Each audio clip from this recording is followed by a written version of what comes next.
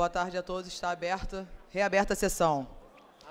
Anuncio. Em tramitação ordinária. Em segunda discussão. Redação do vencido, assim emendada. Projeto de lei número 436-A de 2023, de autoria dos deputados Júlio Rocha e Índia Armelau, que dispõe sobre assistência médica e o fornecimento de remédio ao policial militar, civil e penal, ao bombeiro militar e ao agente de segurança socioeducativa na forma que menciona. Em discussão, não havendo quem queira discutir, encerrada a discussão. Em votação, em emenda de redação. Os senhores que aprovam permaneçam como estão. Aprovado. Em votação, a redação do vencido. Assim emendada.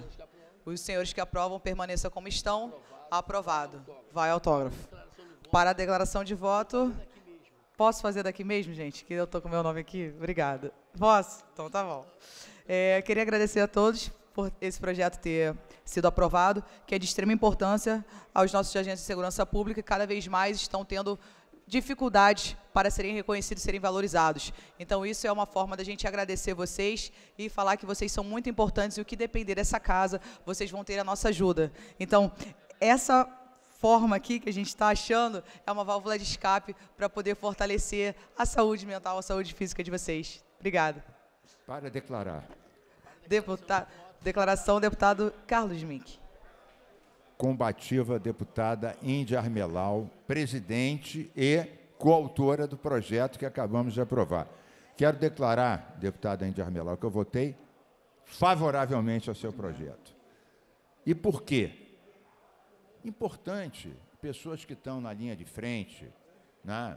Os policiais, os bombeiros, agentes de segurança, a gente tem que dar o maior carinho a essas pessoas, elas realmente se arriscam. A gente sabe que os salários não são nada de especial, nada de especial. O risco é muito especial, é muito elevado. Então, muitas vezes, né, pessoas de alguma área, né, até a área que Vossa Excelência se filia, atribuem a nós da esquerda um antagonismo em relação a esses agentes. O que nós discutimos publicamente, Vossa Excelência testemunha, sabe disso, é como garantir que haja mais eficiência com menos violência. Isso nunca vai significar que nós não achamos que a vida deles deve ser melhor, que a habitação deles, as condições para os filhos, né, as qualidade de vida.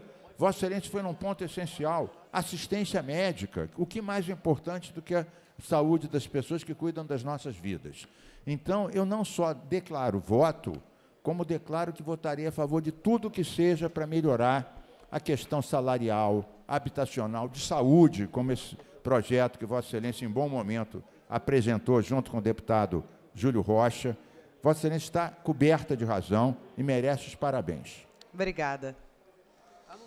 Anuncio. Projeto de lei número 1869-A, de 2023, de autoria da deputada Verônica Lima, que dispõe sobre o incentivo da prática esportiva parkour no âmbito do Estado do Rio de Janeiro e da outras providências.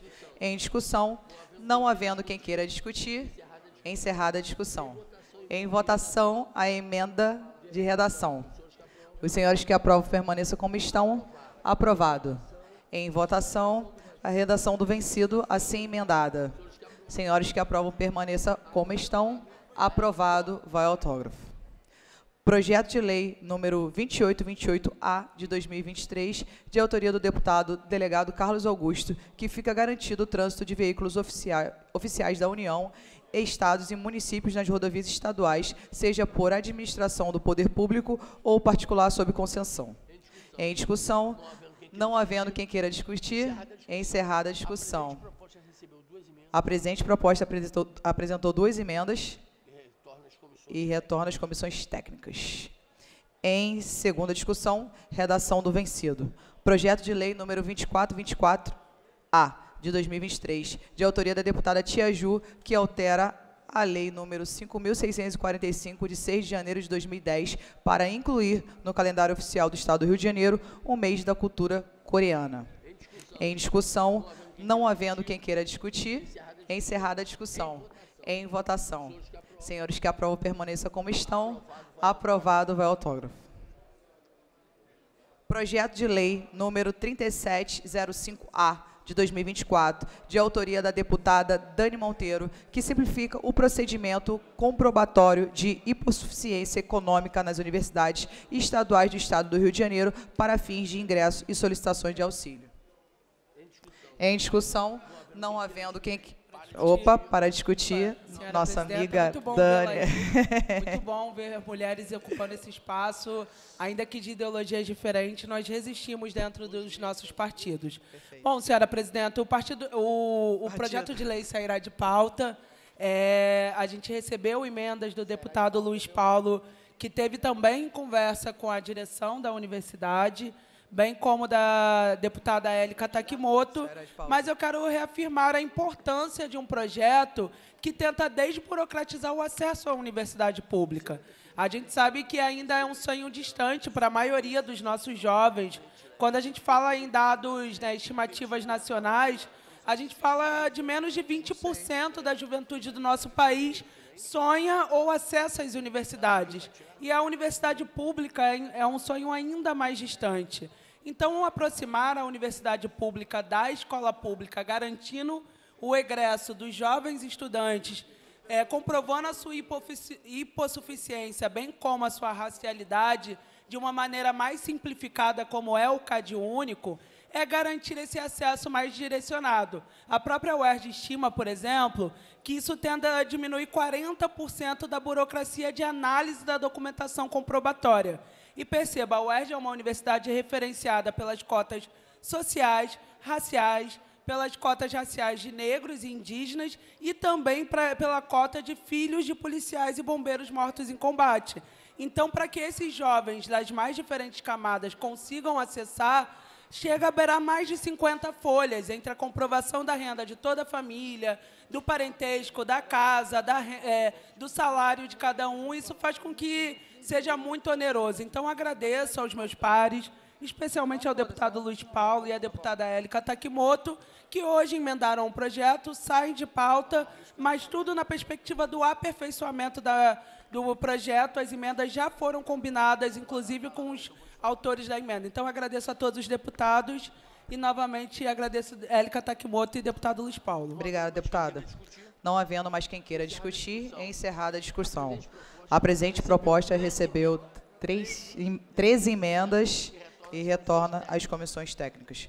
Projeto de lei número 4273-A, de 2024, de autoria da deputada Célia Jordão, que cria o Programa de Desenvolvimento e Incentivo às Cidades Litorâneas do Estado do Rio de Janeiro e da outras providências. Em discussão, não havendo quem queira discutir, encerrada a discussão. Em votação, senhores que aprovam permaneçam como estão. Aprovado, vai autógrafo. Em segunda discussão, projeto de lei número 2673 de 2023, de autoria da deputada Dani Balbi, que declara a festa de Iemonjá de Paraty. Iemonjá, tá certo? Ou Iemanjá? Então, vamos falar Iemanjá. Tá. A nossa Dani Balbi, se estiver errado, me desculpa. Vou falar os dois. Iemonjá e Iemanjá de Paraty, como patrimônio cultural e material do Estado do Rio de Janeiro. Em discussão, não havendo quem queira discutir, encerrada a discussão. Em votação, senhores que aprovam, permaneçam como estão. Aprovado, vai autógrafo. Projeto de lei número 4229 de 2000. Opa! Desculpa, foi muito rápido. Quando o projeto tramitou na pauta, em primeira, eu levantei essa questão. E a afirmação da deputada Dani Balbi, e que ela se tratava da festa de Iemonjá. Iemonjá. Então, não há correção. E, além do mais, né, toda palavra depende de que idioma nós estamos falando. Se é iorubá, se não é. Sim. Mas a entidade é a mesma, vai ficar feliz do mesmo jeito com qualquer rótulo. Deputado Luiz Paulo sempre ajudando aqui. Projeto de lei número 4229 de 2024, de autoria do deputado Fred Pacheco, que altera a lei número 5.645 de 2010 para incluir no calendário oficial do Estado do Rio de Janeiro o Dia Estadual dos Aventureiros, a ser comemorado anualmente no terceiro sábado do mês de maio. Em discussão, não havendo quem queira discutir, encerrada a discussão. Em votação, senhores que aprovam permaneçam como estão. Aprovado, vai autógrafo.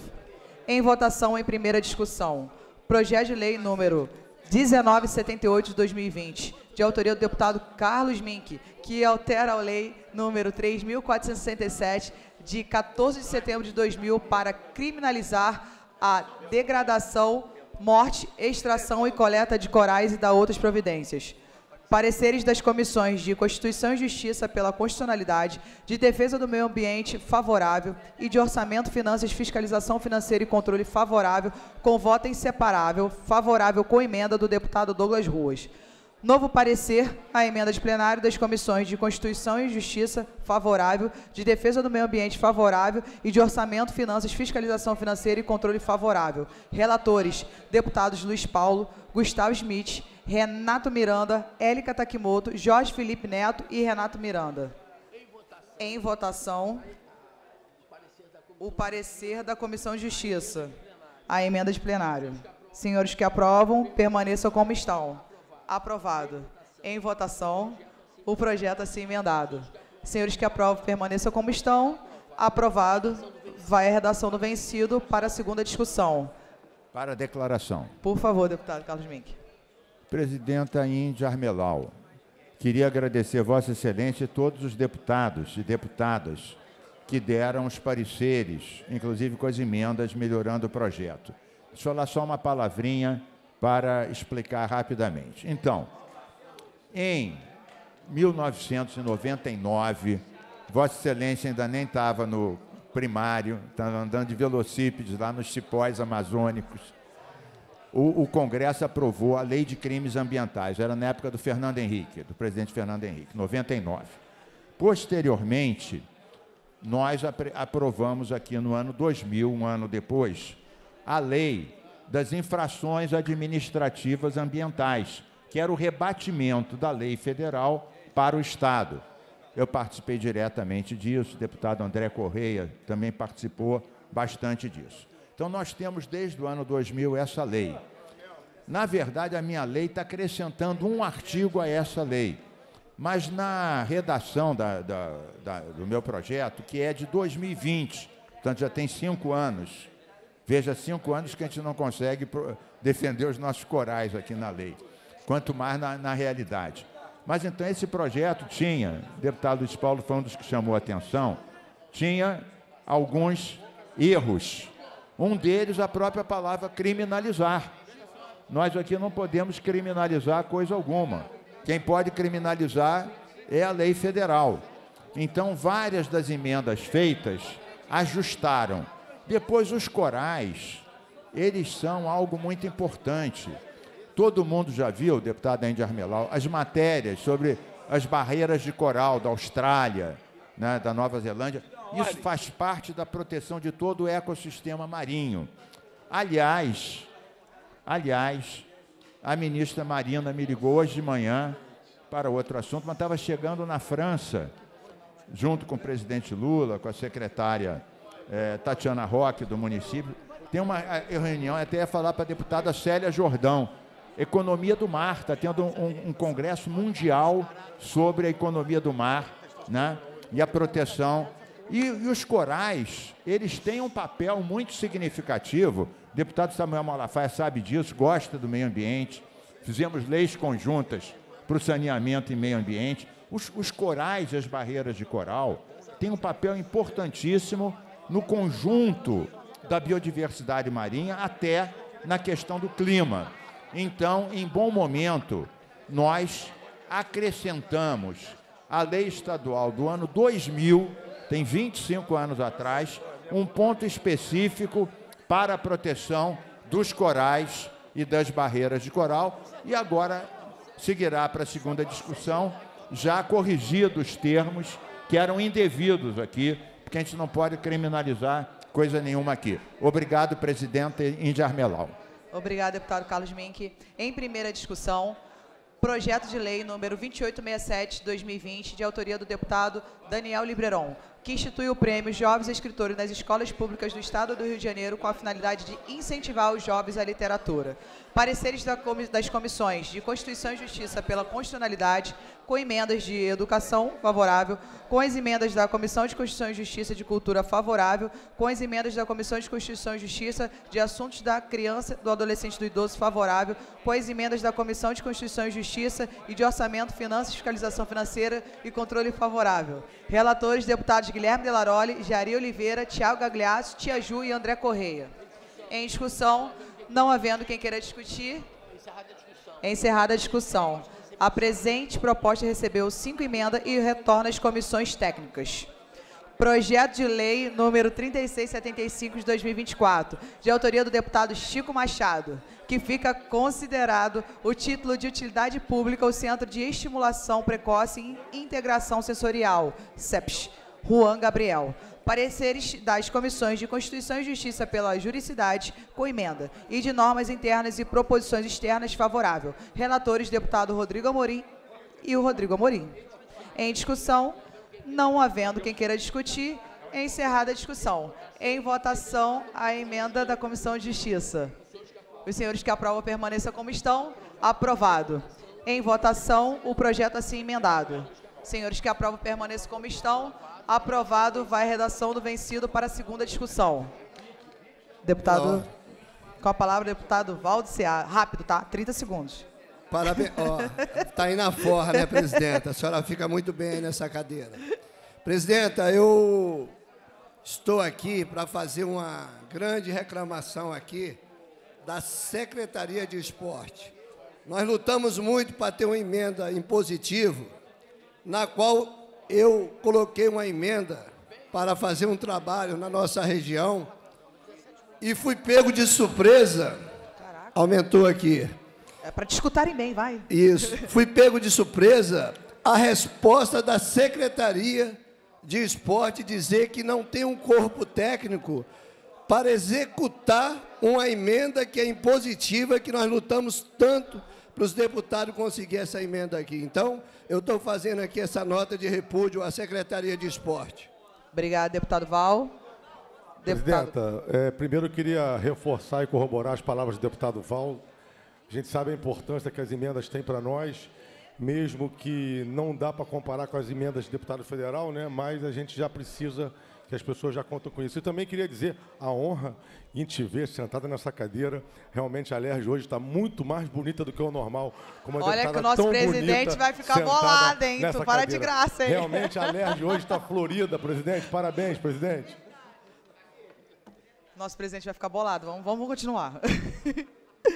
Em discussão única, projeto de resolução número 1088 de 2024, de autoria do deputado professor Josemar, que concede o diploma Abdias de Nascimento ao senhor Ricardo Cardoso Azevedo. Parecer da Comissão de Normas Internas e Proposições Externas, favorável. Relator, deputado Yuri Moura. Em discussão, não havendo quem queira discutir, encerrada a discussão. Em votação, os senhores que aprovam permaneçam como estão. Aprovado, vai à promulgação. Projeto de resolução número 1270 de 2025, de autoria do deputado Arthur Monteiro, que concede a medalha Tiradentes a Silvia da Costa Peçanha Carvalho Monteiro. Parecer da Comissão de Normas Internas e Preposições Externas, favorável. Relator, deputado Chico Machado. Em discussão, não havendo quem queira discutir, encerrada a discussão. Em votação, senhores que aprovam permaneçam como estão. Aprovado, vai à prorrogação. Indicação legislativa número 376 de 2024, de autoria do deputado Brazão, que dispõe sobre a implantação do programa Patrulha Rural no bairro de Ilha de Guaratiba. Parecer da Comissão de Indicações Legislativas pela transformação em indicação simples. Relator, deputado Felipe Soares. Em discussão, não havendo quem queira discutir, encerrada a discussão. Em votação, o parecer da Comissão de Indicações Legislativas. Os senhores que aprovam permaneçam como estão. Aprovado. Retorna ao autor para elaborar a indicação simples. Incluído na ordem do dia, de acordo com o parágrafo 3º do artigo 47 do Regimento Interno. Em tramitação ordinária, em votação, em segunda discussão, redação do vencido. Projeto de lei número 1527-A 2023, de autoria dos deputados Vinícius Cusolino e Jari Oliveira, que institui o serviço permanente via aplicativo para combater a evasão escolar, pendendo de pareceres da Comissão de Constituição e Justiça, de Educação, de Ciência e Tecnologia e de Orçamento, Finanças, Fiscalização Financeira e Controle às emendas de plenário. Para emitir parecer pela Constituição, Comissão de Constituição e Justiça, deputado Rodrigo Amorim, deputado Fred Pacheco.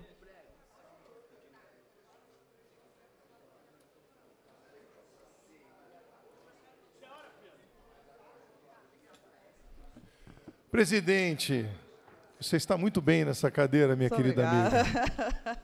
Índia Armelau, minha presidente, em exercício.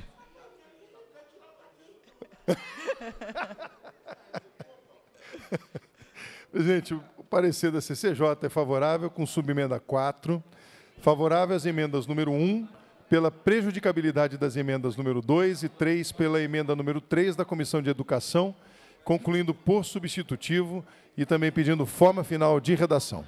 Obrigado, deputado Fred. Pela Comissão de Educação, deputado Alan Lopes. Deputado Flávio Serafini.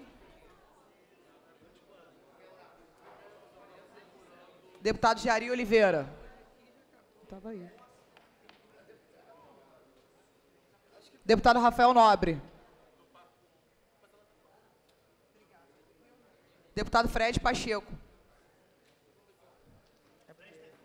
Acompanhe meu parecer. Favorável, acompanhando o parecer da CCJ.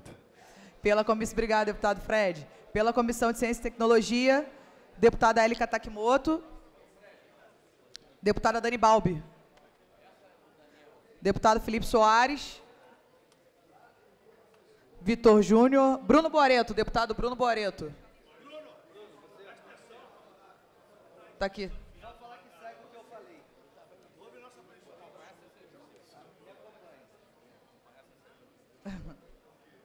Favorável, acompanhando a CCJ. Pela Comissão de Orçamento, Finanças, Fiscalização Financeira e Controle, deputado André Correia.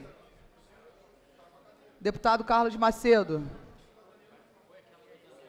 Não está aí, não. Deputado Luiz Paulo.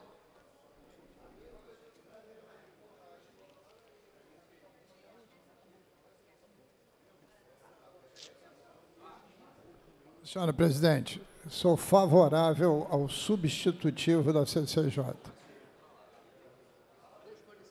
Com os pareceres emitidos, em votação os substitutivos da CCJ. Os senhores que aprovam permaneçam como estão. Aprovado, vai a redação final. Nada mais. Eu estou vendo o Júlio me olhar. Estou pensando, deputado Júlio.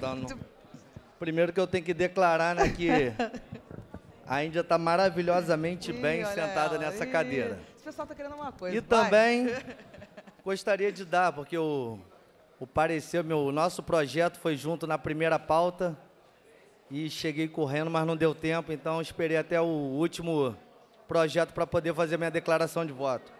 Índia, agradeço nossa parceria nesse projeto, que a gente vê a população cobrando, mas infelizmente nossa polícia não tem o reconhecimento que merece. Na verdade, graças a Deus já conseguimos melhorar muito o salário da polícia, eu acho que ainda tem que melhorar mais, mas hoje a parte física e mental é um dos problemas da sociedade. E hoje a polícia que está nessa linha de frente, a sociedade achando o que é errado como certo e colocando nossos policiais sempre no papel de vilão, quero dizer que nessa casa, até o último momento, estarei disposto a lutar e brigar pela valorização da polícia. Obrigado, Índia, pela parceria e que a gente possa fazer cada vez mais projetos para melhorar a qualidade de vida de quem realmente se põe à frente para dar vida pela gente. Obrigado, deputado Júlio Pela Rocha. ordem, presidente. Presidente, questão de ordem. Só para fechar. Deputado Luiz Paulo. Presidente, quando o deputado Fred Pacheco optou pelo substitutivo, não ficou claro se ele pediu forma final de redação. Porque se pediu, o projeto vai a autógrafo. E faltou. Então, se não pediu, ele está pedindo agora a forma final de redação e Vossa Excelência tem que dizer que vai autógrafo. Então, a presidência vai pedir, vai aceitar, Pode fazer a questão de ordem desse projeto? deferir o pedido de Vossa Excelência. Presidente, a questão de ordem sobre o Em projeto. votação, substitutivo. Não, antes da votação, presidente. Antes da votação. Eu quero me dirigir à presidência, à mesa. Na verdade, há uma questão aqui fundamental, que é o seguinte, a gente tem debatido esse tema. A CCJ tem que emitir parecer posteriormente às emendas das comissões. Esse projeto recebeu emendas da Comissão de Educação, recebeu emendas de outras comissões, recebeu emendas, e a gente não se manifestou. Aqui não tem. Então, assim, isso que eu estou dizendo, mas tem havido, e eu peço a atenção da casa na tramitação. Talvez não haja um problema fundamental nesse projeto que o inviabilize, que o torne inconstitucional, mas se isso se tornar uma rotina da Secretaria de Comissões, não observar o andamento das comissões, tem que voltar para a CCJ, porque um projeto ou destrói uma comissão da educação, estou falando que destruir no mérito faz parte, mas pode tornar o projeto inconstitucional. Então, tem que voltar, quando receber emenda, à CCJ. É só o alerta, porque a gente vem batendo isso todas as vezes, então tem que levar em consideração para que volte à CCJ. Em votação, o substitutivo com forma final de redação. Em votação, o substitutivo em forma final de redação. Os senhores que aprovam permaneçam como estão. Aprovado, vai autógrafo. Pela ordem, presidente. Pela ordem, presidente. Deputado Elton Cristo. Quero aqui parabenizar a condução dos trabalhos, minha amiga, deputada Índia Armelau. É um prazer estar aqui no parlamento, você presidindo.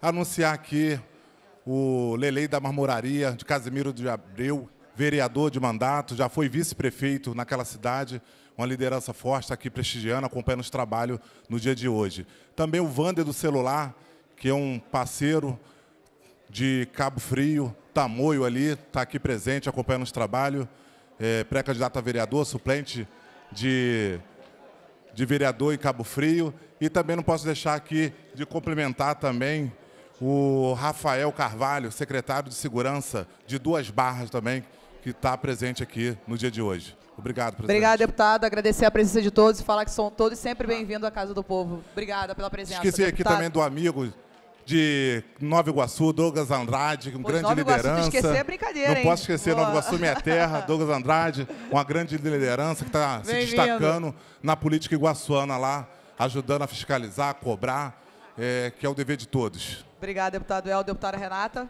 Muito obrigada, senhora presidenta.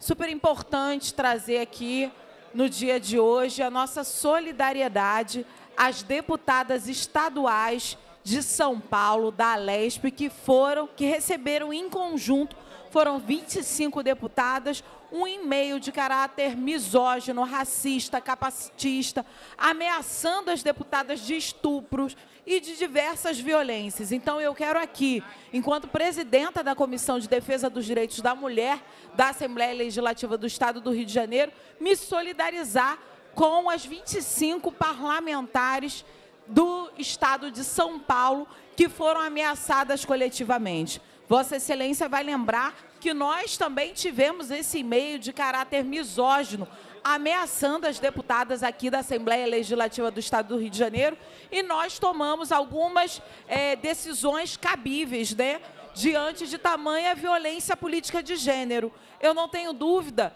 que nós, mulheres, num parlamento, incomodamos e que, desse modo, a tentativa de inviabilizar o nosso trabalho também se dá a partir de ações coletivas como essa. Foram 25 deputadas de diferentes ordens ideológicas e partidos, mas é olhar o quanto que essa lógica misógina e de política de ódio nas redes sociais tem levado à tentativa de inviabilizar o trabalho das mulheres parlamentares. Então, fica aqui a nossa homenagem e solidariedade às 25 parlamentares, deputadas estaduais de São Paulo, em especial para a bancada feminista, bancada ativista, e a deputada estadual Ediane, que é uma deputada que foi empregada doméstica e hoje é uma referência em São Paulo por legislações que reconheçam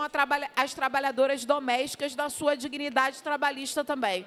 Então, fica aqui a nossa solidariedade e dizer que a violência política de gênero não vai inviabilizar que mulheres exerçam em plenitude o seu direito político de estar dentro das casas legislativas. Muito obrigada, senhora presidenta. Obrigada, deputada Renata. Deputada Knoploch. Presidente, eu gostaria de, pela ordem, pedir atenção, deputado Chico Machado, deputado Rodrigo Amorim, deputado Val, gostaria, por favor, dar atenção aqui. Presidente, senhora também. Presidente, olha só. Deputado Val, não acho que o plenário dessa casa e a política carioca sabe da votação que teve ontem na Câmara de Vereadores do Rio de Janeiro. Projeto do prefeito Eduardo Paes de criar a sua nova guarda municipal, sua milícia, enfim, as pessoas podem chamar da forma que quiser. O que acontece é o seguinte, tem uma coisa que eu concordo com o grupo do Eduardo Paes. O chão está arriscado. O chão está arriscado da política fluminense. De um lado, temos o nosso presidente Rodrigo Bacelar. E do outro, nós temos o prefeito Eduardo Paes. Não é novidade para ninguém. Agora, infelizmente, na política, tem gente que não honra o que veste, que é moleque, e que acaba ficando com o pé em cada jangada, deputado Pobel. Tem gente nessa casa aqui que tem o IPEM, mas a mulher vota com Eduardo Paes. Tem partido aqui que tem, por exemplo, a Secretaria de Esporte do Estado, mas votou em conjunto com o Eduardo Paes. Não tem problema nenhum escolher o Eduardo Paes. Agora, seja homem e não fique de um lado e do outro e fazendo futrica no Palácio Guanabara. Porque aqui, eu sempre fui conhecido, deputado Douglas, eu não tenho dois papos, meu irmão. O meu lado é Rodrigo Bacelar. E como de muitos aqui. Agora, está na hora de cada um vestir a sua armadura e ir para a guerra de fato. Não é ficar se escondendo, não. Ah, Alexandre, eu não concordo. Então você vai lá no Palácio Guanabara e entrega suas porcarias de cargos. Eu duvido, seja o secretário de governo, qualquer um governador, falar que eu tenho um espaço no governo. Eu não tenho. Porque a minha lealdade é Rodrigo Bacelar. Ontem foi um recado claro como a política está se posicionando. Não tem problema nenhum, repito, aprovar, votar com o Eduardo. Agora, vou dar um exemplo. Deputado Val. Ontem, deputado Val fez uma artimanha absurda, um malabarismo para conseguir um voto. Ele foi e falou, eu vou conseguir um voto e conseguiu. Sujeito homem. Sujeito homem. Agora, aqui tem gente que está se escondendo. Vai daqui a pouco fazer fofoca lá no palácio, falar que é um absurdo, que o Knoploch bate, que não sei o quê. Só que eu não estou batendo, não. Ano que vem, deputado Pobel, tem eleição. E tem que começar a se posicionar. Então, eu fiz esse pedido aqui, pela ordem, para deixar claro. Cada um aqui tem que começar a dizer que lado está. O chão está arriscado. Eu estou do lado do presidente Bacelar. E cada um aqui vai dizer que lado está. Obrigado, presidente. Obrigado, deputado Knoploch. Deputado Pobel. Presidente, eu fui pego de surpresa com a fala do deputado Alexandre Knoploch. Eu ia citar algumas situações realmente. Todos sabem que meu irmão é vereador na capital, o irmão do deputado Rodrigo Amorim, vereador na capital, o esposo de Vossa Excelência, vereador na capital, o candidato do deputado Alan Lopes, vereador na capital, entre outros. Estão enfrentando o Eduardo Paes dioturnamente, denunciando, cobrando, fiscalizando, exercendo a real função parlamentar. Promessas chegam para eles, chegam conversinhas ao pé do ouvido, mas eles não se vendem e não vão se vender, porque nós temos lado, nós temos time. E como bem disse aqui o deputado Alexandre Knoploch, Nós somos Rodrigo Bacelar, pô. Ora, não foi a turminha do senhor nervosinho da Odebrecht que disse que o chão está arriscado? O chão está arriscado, é lá do A e lá do B, pô. Ou você está com o Bacelar ou você está com o Eduardo Paes. Não tem como acender vela para dois santos, pô. Até por causa de quê? De santo Eduardo Paes não tem nada. Ladrão, bandido, vagabundo, porra. Agora, não dá para aceitar. A gente está aqui, vota com o governo, ajuda o governo, trabalha em prol do governo do Estado, e tem gente dando benção, pedindo benção a Eduardo Paes, pedindo benção ao governador Cláudio Castro. Não dá para ser Vasco e Flamengo, pô. Não dá para ser. E nós sabemos que se Eduardo Paes chegar ao poder, o Estado do Rio de Janeiro está ferrado. Gente, vamos recordar aqui um pouquinho. O codinome dele, Nervosinho da Odebrecht. Ele ficava nervosinho porque a propina dele demorava a chegar, porra. Participou da farra dos guardanapos. Ele quer voltar à cena do crime. O Eduardo Paes, quer retornar à cena do crime. Crime que levou o Cabral à prisão, que levou o Pezão à prisão, porra. Ele é cria do Cabral. Soldado do Lula. Não dá para acender vela para o PL de Cláudio Castro e para o PT de Eduardo Paes, porra. Ou você é da direita ou você é da esquerda. E hoje, nós temos um pré-candidato a governador, chama-se Rodrigo Bacelar, o meu candidato. Eu acho que da grande maioria nessa casa. Grande maioria dessa casa. E que tem um apoio do nosso partido, do presidente Bolsonaro, que é o PL, a qual eu tenho honra de ser o líder nessa casa. E aí, deputada Indy Armelau, nossa deputada do PL, como eu bem disse aqui, o esposo de Vossa Excelência está lá combatendo isso. Combatendo o Eduardo Paes, combatendo toda a sacanagem que acontece no governo municipal. O meu irmão combatendo, o Rogério Amorim, o Satier, entre outros que estão lá. O Diego Faro. Messina foi muito firme. E aí, o Eduardo Paes vai estar indo de encontro ao que nós pregamos. Nós acabamos de sair agora aqui de uma CPI, a CPI da transparência, a qual nós estamos ainda batendo na questão da máfia do reboque. O que a CPI já conseguiu foi a suspensão do contrato fraudulento do Detro com a empresa Rio Parque, com o consórcio Rio Parque. Só que acaba que nós somos cobrados, porque nós anunciamos essa rescisão contratual e cessou o uso de reboques pelo Estado através do Detro. Mas existem os convênios. E sabe quem opera a máfia do reboque hoje na capital? O senhor Eduardo Paes, pô. Não pode o governador vir a público falar que é contra policiais estar em operações de trânsito e permitimos que policiais apoiem as operações caça-níqueis do senhor Eduardo Paes. E aí nós temos que alertar e lembrar a memória, que a memória da população acaba sendo curta. O Eduardo Paes não gosta de trabalhador. O Eduardo Paes não gosta, persegue trabalhador. Como persegue ambulante, como agora vem, né, de forma ditatorial, querendo acabar com todos os comerciantes da orla. E ontem, nada mais, nada menos, senhores colegas parlamentares, o que foi votado não é armar a guarda, não, pô. Não é armar a guarda, não. É uma contratação temporária de soldados do Eduardo Paes que vão andar armados, temporariamente. Pelo amor de Deus. Eu sempre vejo a esquerda, eu sempre fui atacado aqui, muitas das vezes pela esquerda, né? Me chamaram de miliciano, faz arminha, fez arminha, está me ameaçando que fez o dedinho de arma. Mas agora ninguém vem para cá se manifestar contra a criação de uma milícia. Nada mais, nada menos que a criação de uma milícia. A milícia do Eduardo Paes.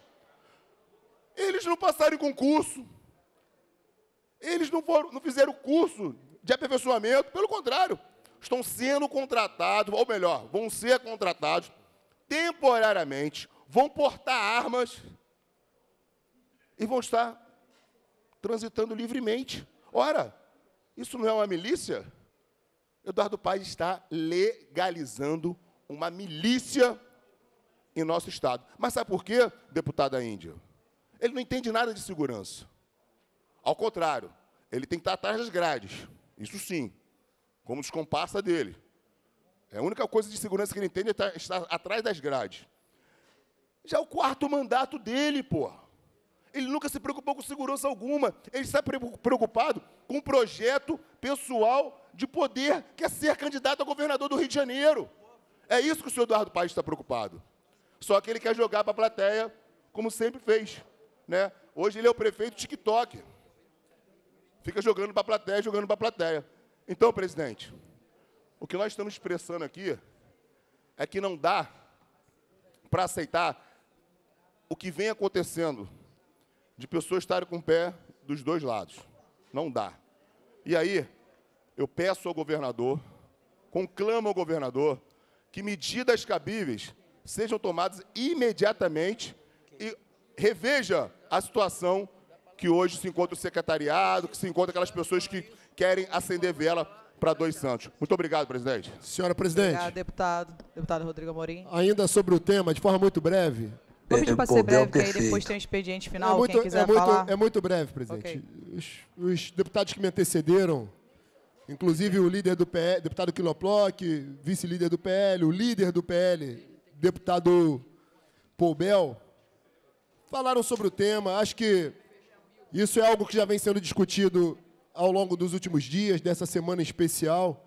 Não quero adentrar nessa questão da segurança diretamente, porque eu já emiti minha opinião diversas vezes da criação dessa milícia, que vai muito além de trazer apaniguados para a segurança pública, portando arma, mas tem uma questão subliminar que poucos identificaram, que uma vez que se cria uma força de segurança nova, se embute nessa nova força de segurança também um GSI, também um setor de inteligência, e aí a possibilidade de contratar sistemas para arapongar deputado, para arapongar adversário político, coisa que não me surpreenderá se ocorrer. Além disso, o prefeito que jamais, em 4 mandatos consecutivos, jamais se meteu na segurança pública. Ao contrário, falou publicamente que lavava as mãos no que diz respeito à segurança pública. Não cumpriu o que preceitua a Constituição no que diz respeito à participação do município como ente federativo no que diz respeito à segurança pública, por exemplo, na cidade mais desorganizada, na maior desordem que acontece no Brasil, que é a cidade do Rio de Janeiro.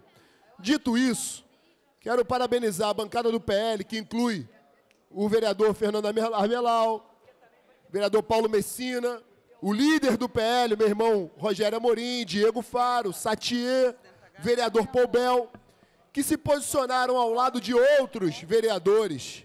E aí, pasmem, é o motivo da minha fala.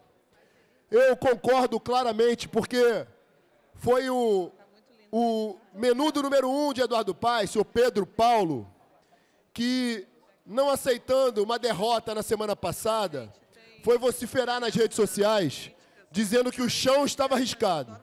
Ora, quem trata uma questão que deveria ser institucional como política foram eles. E aí, justamente essa fala do Pedro Paulo nos faz aplaudir a fala que o deputado Quiloploc e o deputado Poubel. É necessário, de fato, riscar o chão, porque não dá para admitir um pé em cada canoa de forma alguma. Aqueles que querem mamar na teta da prefeitura, aqueles que querem mamar na teta do governo do Estado, e ficam empurrando essa situação com a barriga num tempo que lhes é convincente. Mas, nessa de riscar o chão, é importante deixar claro que todo mundo tem mania no Brasil de falar como o Brasil está polarizado. E que bom que está polarizado. Significa que depois de muitas décadas em que o projeto ideológico era deixado, subjugado, deixado em segundo plano, que bom que a gente tem um projeto ideológico, sim. Que bom que a gente tem uma bancada conservadora. E que bom, por mais que eu discorde e abomine as ideias que o que dizem ser a extrema esquerda traz, que bom que exista esse contraponto. Agora, esse contraponto precisa ser real. E, pasmem no que eu vou falar, parabéns ao PSOL, Estou vendo aqui o deputado Yuri. Parabéns ao PSOL. Discordo de tudo do PSOL. Brigo dia e noite com o PSOL. São meus adversários da política, mas parabéns ao PSOL pela coerência. Porque o PSOL não se vendeu em troca de carguinho, não se vendeu em troca de boquinha e manteve um posicionamento ontem na Câmara do Rio, por incrível que pareça, coerente com o que apregou.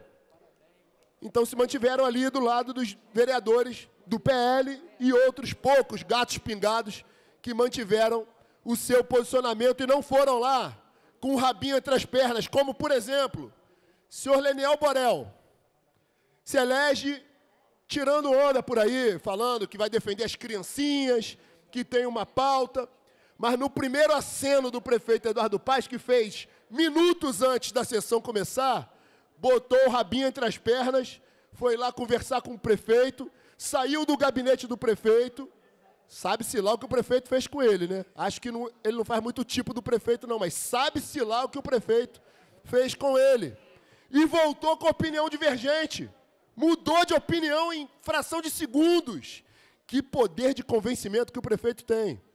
A outra que a gente não pode deixar de citar aqui, e aí é meu estilo de fazer política, mas a vereadora Thalita foi humilhada, esculachada pelo prefeito publicamente.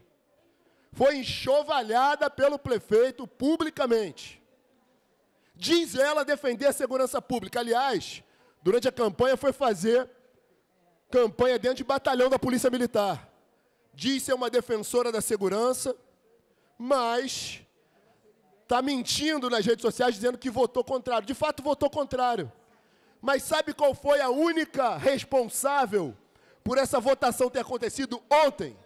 Senhora Thalita Galhardo, ex-mulher do antigo comandante da Polícia Militar, que foi demitido pelo governador Cláudio Castro, que ganhou uma boquinha no gabinete de Eduardo Paes. Para finalizar, deputado. E aí, ela foi lá e, através da comissão, em que ela poderia trabalhar na comissão, defender a Guarda Municipal, não. Acelerou o processo legislativo, permitiu que o processo fosse a pauta, mas deve ter falado assim para o prefeito: ah, prefeito, já fiz minha parte. Eu já fiz o projeto andar, agora, já que eu te satisfiz, eu tenho que, pelo menos, para não ser esculachada de vez, votar contra. Mas a responsável, o seu guarda municipal, pelo projeto ter sido votado ontem, chama-se Thalita Galhardo. Pessoal de Jacarepaguá, os eleitores de Jacarepaguá, servidores municipais, guardem esse nome. E o último, senhora presidente, para encerrar, eu não posso deixar de mencionar aqui o PT. Eu poderia vir a essa tribuna, falar do PT, do Partido da Boquinha, e vou citar nominalmente. Está aqui a deputada Marina do MST. Tem uma vereadora lá, não sei das quantas, do MST. Tem o outro lá, Leniel também, não sei das quantas, da esquerda, que anda com a bolsinha ridícula vermelha. Ele ia lá, tirava onda, que tinha posicionamento, sabe o que ele fez? Votou contrário, para manter os carguinhos, a boquinha, o esqueminha do PT na Prefeitura do Rio de Janeiro. Cidadão carioca, PT e Eduardo Paes são a mesma coisa. O PT mudou de opinião, inclusive a turma do MST, inclusive o da bolsinha a tiracolo. Então, fique claro aqui que uma vez o chão riscado, aqueles que estão com o pé em cada canoa, e uma vez o chão riscado, é importante que na própria esquerda tenha posicionamento, porque há a esquerda que eu discordo, mas tem coerência, e há a esquerda que é da boquinha, como o PT, que para variar não é à toa, que destruíram o Brasil, mas não destruirão. Muito obrigado, senhor. Quero agradecer, deputado. Presidente, quero agradecer, o pessoal foi citado, eu sou líder da bancada e presidente estadual da federação. O pessoal foi citado. Eu estou sentado. O pessoal foi citado. Pacientemente. Sim, é o que eu estou tentando, sou o deputado. primeiro inscrito, já falaram mais de 10 e Vossa Excelência não me chama. Mas a gente, regimentalmente, ainda está dentro do horário. Então, Yuri, deixa eu te E pedir o uma pessoal coisa. foi citado, eu na condição de líder do partido, deputado, dessa bancada, presidente estadual da Federação Pessoal Não. Tem regimento citou interno. nominalmente. O regimento é imperativo. A gente pode Deputado, ficar você vai até deixar eu 6h30. falar. Se você deixar eu falar, Claro, deixa você falar. presidenta, Obrigado. claro. Eu só vou pedir para você ser breve, porque assim Claro. como você, depois eu tenho o expediente final. O expediente final é justamente para que o que o Paubel, o Alan, todo mundo eles fizeram aqui, era para ser feito um expediente final. Eu abri uma brecha, me arrependi. porque foram mais de 25 minutos falando. Então, se você me prometer ser breve, eu vou te dar a palavra, senão eu vou terminar, a gente vai para o expediente final e você fala. Pode ser breve? Muito obrigado, presidente. Deputado Yuri, por favor. Muito obrigado. Olha só, Criolo diz que meninos mimados não podem reger a nação. E eu reforço isso.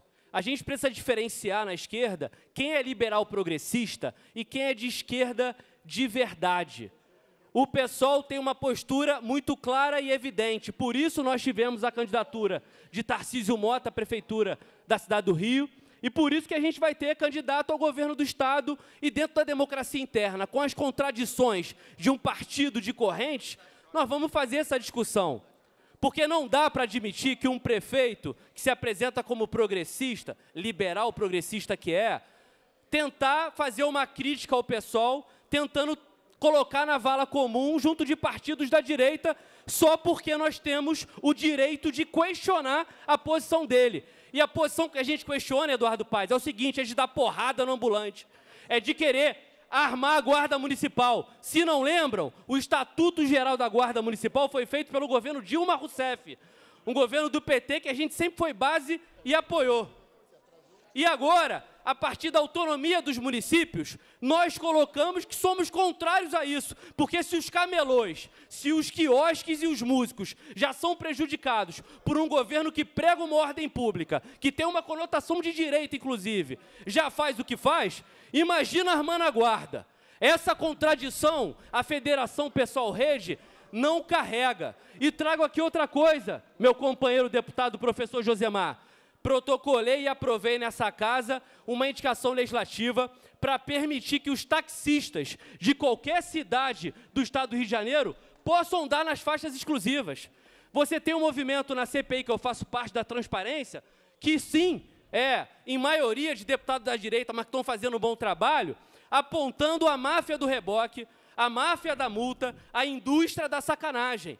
E o que está acontecendo com taxistas de Petrópolis, de Areal, de Paraíba do Sul, é o seguinte, o cara vem aqui e é multado. 300, 400 reais. Para finalizar, porque o prefeito deputado, não abre mão disso. Então, assim, para definir, existe esquerda, existe liberal progressista, existe centro, existe direita, existe extrema-direita. E aí eu concordo com eles. Que bom que hoje a democracia brasileira, que tem quase a minha idade, eu tenho 35, ela tem 37, desde 88, eu nasci em 90, ela amadureceu nesse sentido. E nós vamos, sim, riscar o chão para falar que a contradição não é nossa. A gente não concorda com um governo que criminaliza músico, que criminaliza trabalhador de praia, que criminaliza trabalhador ambulante e que, inclusive, faz violência contra professores e profissionais de educação e, para concluir, que faz a gentrificação da urbanidade da cidade do Rio de Janeiro. Por isso que o MTST foi vitorioso como ocupação, Povo Maravilha, dentro do Porto Maravilha, que só serviu para especulação imobiliária e esqueceu milhares de famílias que esperam habitação digna e de segurança. O PSOL tem lado, a nossa bancada é forte e a gente não vai a reboque de projetos que não representem os anseios populares. Então, o chão está arriscado, eles que escutem. Obrigada, deputado Yuri. Queria agradecer a presença de Osilei Alves Lelei da Marmoraria e do Daniel Martins, vereador do município do Rio de Janeiro. Nada mais havendo a declarar, a tratar na ordem do dia. Passe seu expediente final. Primeiro orador inscrito, deputado Luiz Paulo. Boa tarde, presidente. Obrigado.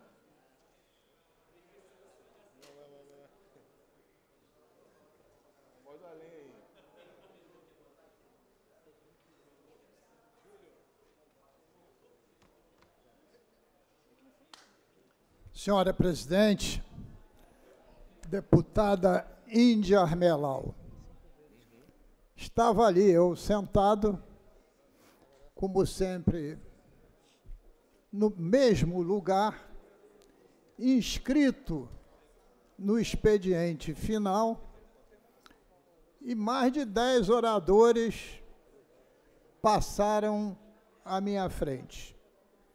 Eu pergunto, regimento interno vale ou não vale? Vale para alguns e não vale para outros. Porque tudo que eu ouvi aqui, senhora presidente, não foi nem questão de ordem, nem pela ordem. Houve uma grande discussão sobre a gestão da Prefeitura da cidade do Rio de Janeiro e a votação da Câmara de Vereadores. E aí me lembrava de uma frase que diz assim: quem tem ouvido, ouça, e quem tem boca, fale. E cunharam aqui um refrão que o chão está riscado. E eu fiquei olhando o chão e, consequentemente, senhora presidente, não vi nenhum risco. Eu sou o líder do PSD na Assembleia Legislativa. Não tenho nenhum cargo no governo do prefeito Eduardo Paes, nenhum, nem o quero. E não tenho nenhum cargo no governo Cláudio Castro e também não o quero. Exatamente para ser livre e independente no exercício do meu mandato, de defender o que eu acho justo e de ser crítico àquilo que eu não acho justo. Dito isso, senhora presidente, além do mais, não tenho nenhum vereador eleito na capital. Aliás, para ser justo, não tenho nenhum vereador eleito nos 92 municípios do nosso estado do Rio de Janeiro. E a minha preocupação é única e exclusiva com o governo do estado, em especial com as contas públicas do governo do estado, que vão de mal a pior. Não ouvi uma palavra sobre isso. Parece até que aqui tem um conjunto de vereadores e não deputados eleitos, senhora presidente. Acho um erro antecipar o processo eleitoral. Eleições vão ocorrer no ano de 2016, de 2026, e nós estamos ainda em junho de 2025. Até as convenções, muita água há de rolar. Muitas alianças serão feitas e outras tantas desfeitas. Seguramente, aqueles que se acham de um lado, possivelmente podem mudar de lado e vice-versa. Fico assim, perplexo, de dizer que aqui, com o chão riscado, tem dois campos ideológicos. Eu só consigo ver um. Não consigo ver dois campos ideológicos. Só vejo um. São todas as forças de centro-direita. Eu só vejo um. Pode ter um nome do lado e outro nome do outro. Pode ter adjetivo de progressista ou não progressista, mas estão todos de centro-direita. Porque hoje as forças de centro-direita se assumiram e possivelmente serão as grandes vitoriosas em muitos estados brasileiros. Muitos estados brasileiros. E a esquerda pura, né, de centro-esquerda, não, a esquerda pura, vai marcar posição, mas não vai eleger candidato majoritário. Proporcional, sim. Por quê? Porque a configuração do nosso país hoje. Temos uma eleição presidencial totalmente indefinida. Por quê? Porque as forças de centro-direita têm muitos pré-candidatos. Estão divididas. E vão lançar mais de um candidato. Não haverá uma candidatura única. Então, essa história do chão está arriscado, eu até queria que tivesse. Porque, independente de ter risco ou não, eu vou estar aqui defendendo os interesses do Estado.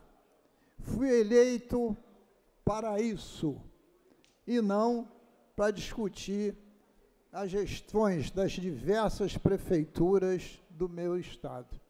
Posso até concordar com algumas coisas e discordar de outras.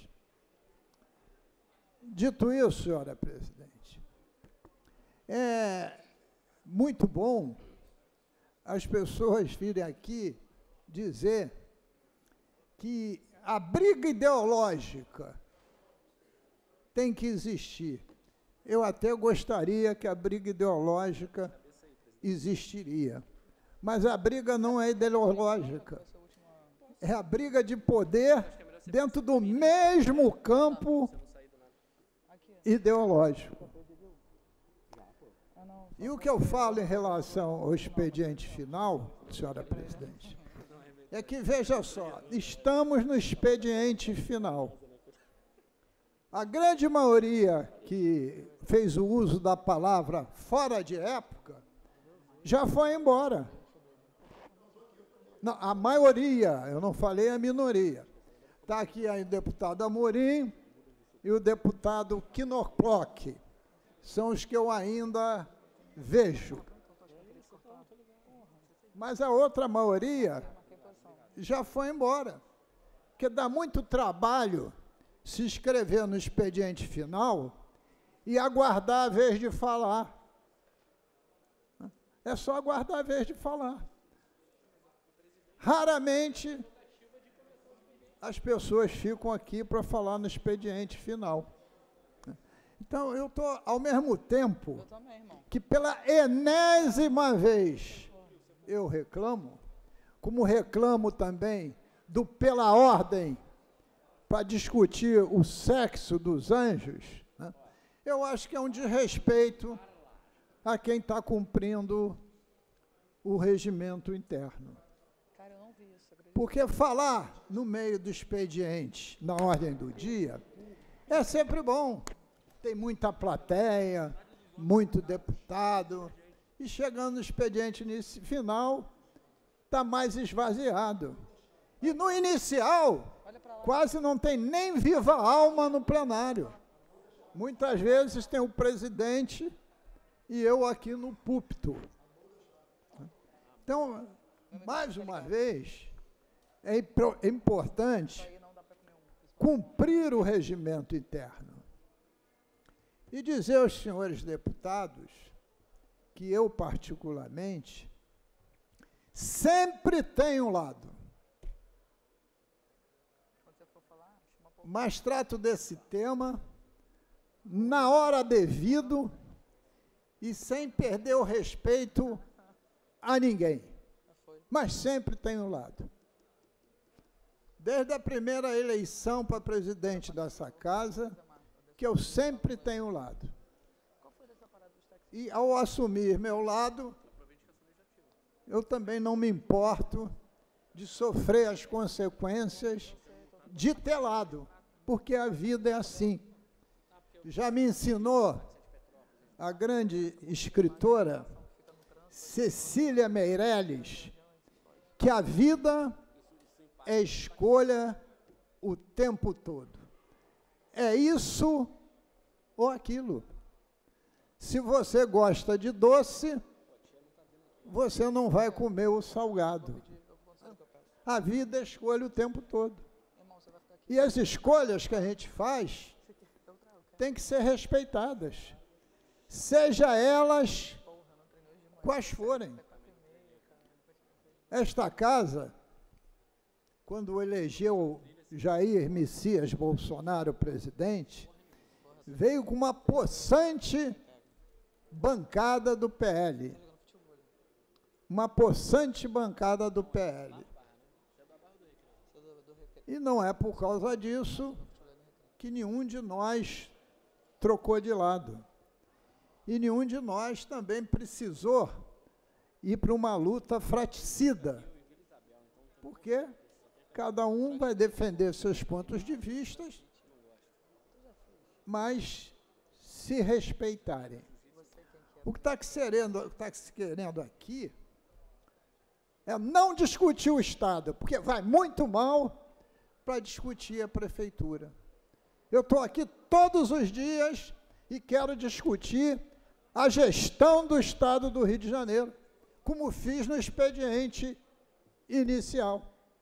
Mas esse é um tema que parece que não interessa a grande maioria desse parlamento. Porque, tirando, senhora presidente, a área da segurança pública, é raro uma discussão sobre os temas econômicos, financeiros, tributários, orçamentários, etc., que tem nessa casa. Quando vivemos sob a ERG de 2025, com um rombo das contas públicas de 14,6 bilhões de reais. E esse rombo não se deve à prefeitura da cidade do Rio de Janeiro, se deve ao gestor que está sentado na cadeira, que eu sou adversário político, mas nem por causa disso vou desrespeitá-lo, porque foi eleito pelo povo, goste eu ou não. E eleito ainda em primeiro turno. Em primeiro turno. Mas aí está o resultado. E também não é por causa disso que eu deixo de atuar, tentando agir para conseguir melhorias para as contas públicas a favor do Estado do Rio de Janeiro e não a favor do governo, senhora presidente. Então, queria deixar claro a minha posição, porque não me escondo atrás da mesa, não fico em cima do muro. Tenho uma relação cordial com o presidente da casa, que foi eleito com o meu voto e meu dos outros 69 deputados. Desejo que a gestão dele nesta casa tenha o maior êxito possível, porque é bom para o Estado. Sempre que a bancada majoritária estiver votando para bem do Estado, estarei votando juntos, porque, independente dos meus sonhos políticos, das forças políticas que eu posso representar, maior do que isso é resgatar o Estado, resgatar a segurança pública, resgatar as contas públicas e fazer que esse Estado dê certo para bem da população fluminense. Muito obrigado, senhora presidente. Obrigado, deputado Luiz Paulo. Estou passando a presidência para o nobre amigo aqui, deputado Yuri.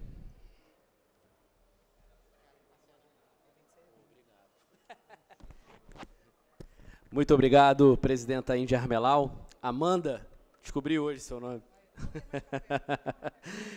Muito obrigado ao nosso decano, o deputado Luiz Paulo. Passa a palavra à próxima oradora, deputada companheira Marina, do MST, em seguida, professor Josemar.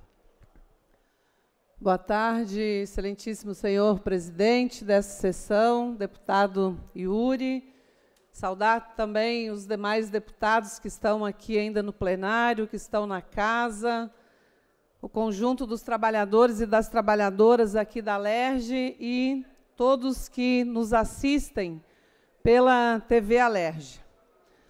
Vim hoje aqui, presidente, falar de um assunto tão importante para o conjunto da população e para o Estado do Rio de Janeiro, que é sobre as contas do governador do Estado do Rio de Janeiro relativas ao exercício de 2024, mais especificamente sobre o relatório do Tribunal de Contas do Estado, que tem a ver com o Fundo Estadual de Combate à Pobreza e às Desigualdades.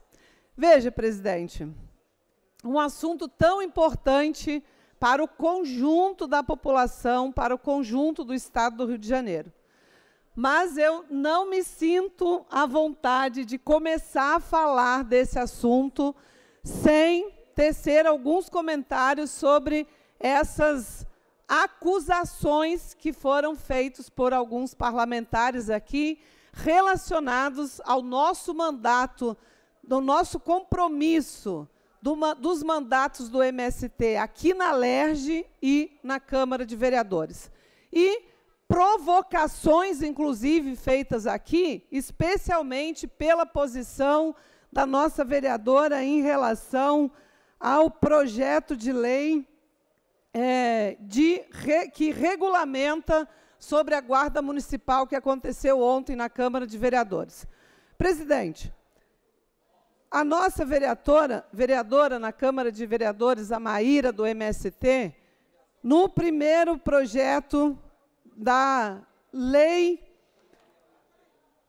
do projeto de lei, votou contra, assim como a bancada do PSOL na Câmara de Vereadores. E, na votação de ontem, que regulamenta a guarda, a Maíra se absteve, porém, apresentou muitas emendas a esse projeto e se absteve com o objetivo de abrir o diálogo para garantir que esse projeto realmente que seja aprovada as suas emendas e que esse projeto não aprove uma lei que seja contra, que garanta, que seja contra a militarização da Guarda Municipal do Rio de Janeiro. A força de segurança não tem que ter relação, não tem que ter o domínio da força com os trabalhadores ambulantes, com os trabalhadores de rua na cidade do Rio de Janeiro. E eu quero só apenas deixar registrado aqui, presidente, que todos os esforços na Câmara de Vereadores têm sido feitos em nome da nossa vereadora Maíra, do MST, para que seja garantido os direitos dos trabalhadores ambulantes, para que seja garantido o direito ao trabalho, o direito à segurança, e a soberania alimentar do conjunto desses trabalhadores na cidade do Rio de Janeiro.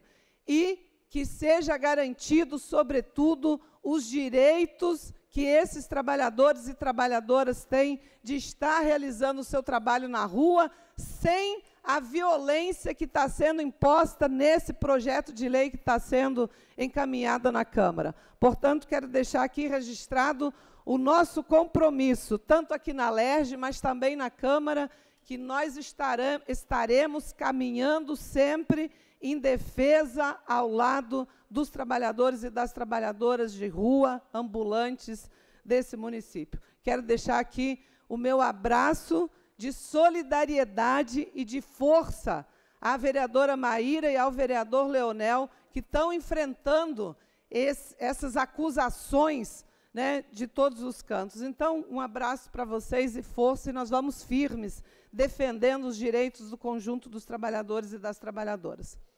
E não vou permitir, como disse anteriormente o deputado Luiz Paulo, não vamos perder o nosso tempo aqui de fazer o diálogo com o conjunto da população do Estado do Rio de Janeiro sobre as principais políticas, os principais projetos de desenvolvimento que é de obrigação do deputado e da deputada estadual fazer aqui, não entrar nesse jogo de antecipação das disputas eleitorais que nós temos aí, que nós sabemos o que está em jogo, não é? Então, presidente, não queria deixar de contextualizar aqui que o Fundo Estadual de Combate à Pobreza e às Desigualdades Sociais foi criado com o objetivo de enfrentar a pobreza e as desigualdades. viabilizando aos cidadãos o acesso a níveis dignos de subsistência. E, por essa lei, os recursos do fundo devem ser aplicados em iniciativas que beneficiem pessoas e grupos em situação de vulnerabilidade social, em ações sobre segurança alimentar, proteção a grupos vulneráveis, geração de trabalho e renda, acesso à moradia digna, transporte acessível, gestão de emergências, assistência social, saúde e educação. Assim, esses recursos deveriam impactar direta e positivamente a vida de milhões de fluminenses, mas, infelizmente, sobre a gestão do governador Cláudio Castro, não é isso que está acontecendo com esse Fundo Estadual de Combate à Pobreza e às Desigualdades Sociais.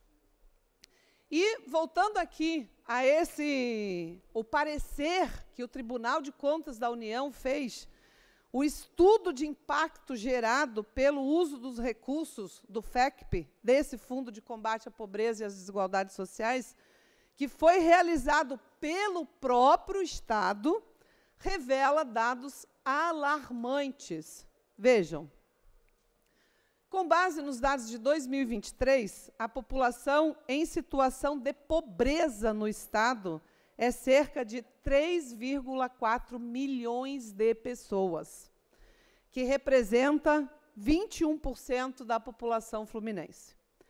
Desse total, cerca de 576 mil pessoas estão em situação de pobreza extrema, ou seja, 3,6% da população do Estado do Rio de Janeiro.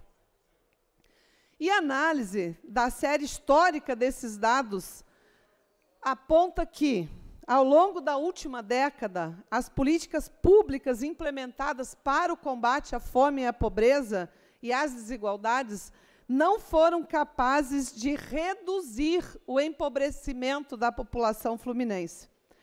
Se o propósito deste fundo fosse cumprido integralmente, esperaríamos uma melhora contínua e expressiva desses indicadores de pobreza, certamente aqui no nosso Estado.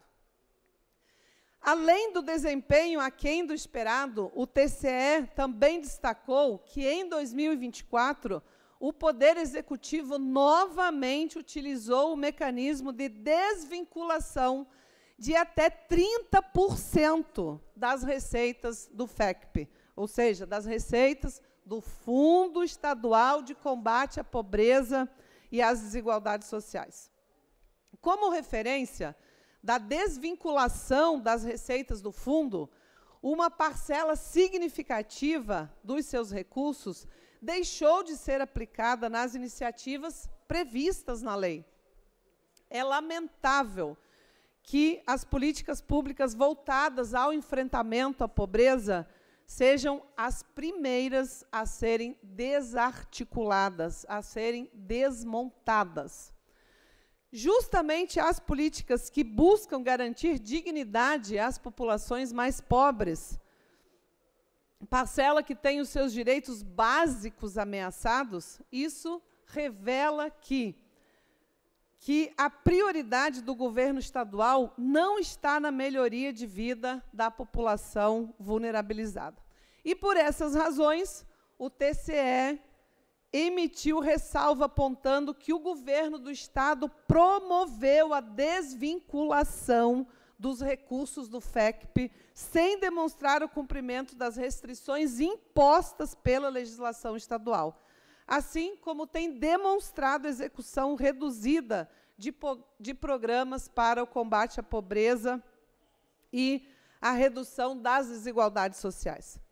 Foram emitidas determinações direcionadas às secretarias de Fazenda, Planejamento, para que se demonstre o cumprimento das restrições legais ao desvincular o FECP e para que se aplique integralmente os recursos do fundo previstos nessa lei.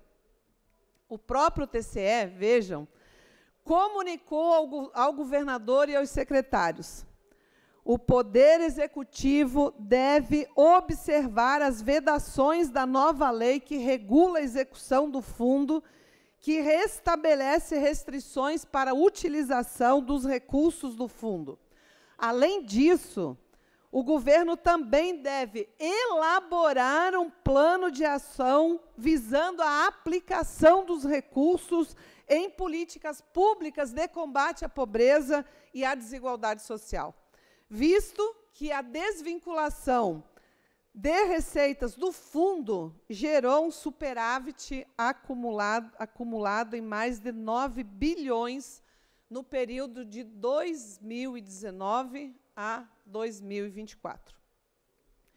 Outra forma que o governo vem descumprindo determinações legais do FECP, do Fundo Estadual de Combate à Pobreza e às Desigualdades Sociais, é em relação ao Fundo de Habitação de Interesse Social. O fundo tem por objetivo a aplicação de recursos em programas que garantam acesso à habitação digna, adequada, priorizando a população de mais baixa renda.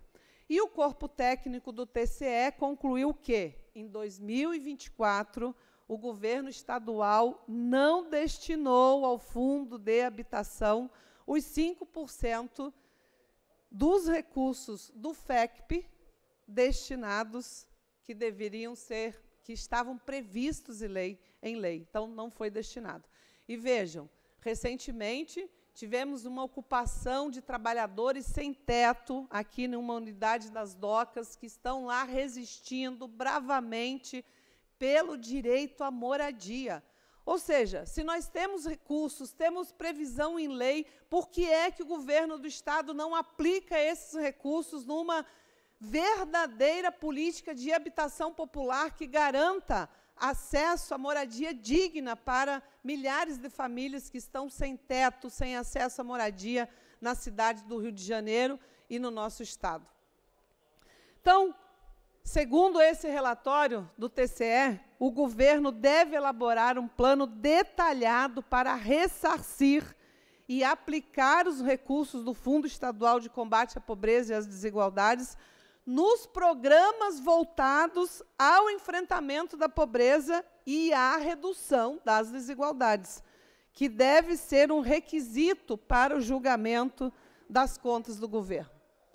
Além disso, nós propomos que incluamos nas leis orçamentárias dispositivos expressos que impeçam a desvinculação das receitas do fundo, como a minha bancada do Partido dos Trabalhadores sugeriu uma emenda no projeto de lei de diretrizes orçamentárias recentemente. Então, gostaria de convocar, nada mais, essa Casa Legislativa a exigir que o governador realmente assuma compromissos formais com o combate à pobreza e à desigualdade do nosso Estado. Que as políticas públicas eficazes dependem de uso correto desses recursos e nós temos esses dispositivos previstos em lei no nosso Estado. Então, por que é que o governo do Estado não executa, não cumpre o que está planejado e o que está também na lei?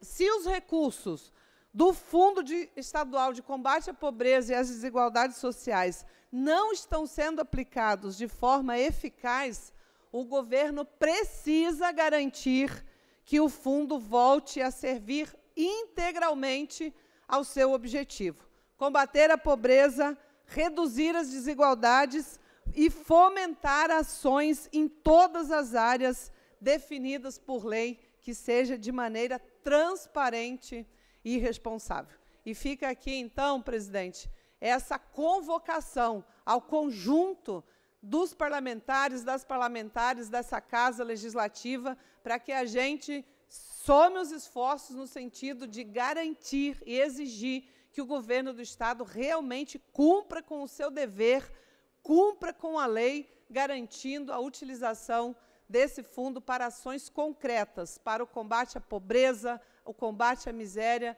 e às desigualdades sociais do nosso Estado. Obrigada, presidente. Muito obrigado, deputada Marina, do MST. Queria ressaltar aqui meu respeito e toda a saudação ao Movimento dos Trabalhadores Sem Terra e dizer que, inclusive, nessa semana eu, cozinhando lá em casa com a minha companheira Ana Carolina, com meu filho Dom, meu filho Joaquim, a gente abriu um molho de tomate terra livre, que eu faço, sempre compro pelo site, além do arroz, que é maravilhoso, e reforçar aí o compromisso de todo o movimento com a segurança alimentar e nutricional, mas também com a soberania alimentar. Muito obrigado por tudo.